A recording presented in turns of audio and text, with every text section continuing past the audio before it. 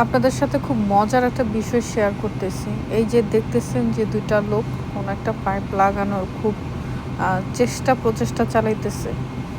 এই বিষয়টা হচ্ছে যে মানে এটা মানে প্লেনের নিচে আরকি। আর এটা হচ্ছে ময়লার গাড়ি। হুম?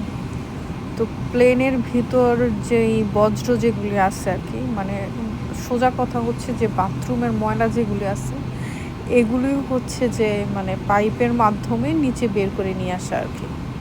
মানে মোদ্দা কথা হচ্ছে এইটা আরকি যে প্লেনের মধ্যে যেই মানে বাথরুমের যে ময়লা যেগুলি থাকে এগুলো হচ্ছে যে নিচ দিয়ে বের করে নিয়ে আসে আরকি। ময়লার গাড়িতে নিয়ে আসে।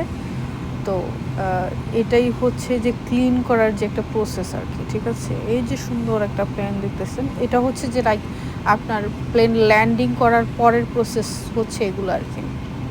এগুলো সুন্দর করে ক্লিন করে, আপনার ভিতর ক্লিন করে। পরে হচ্ছে যে প্লেনটাকে রেডি করার জন্য। ব্যাপারটা কেমন লাগলো জানাবেন।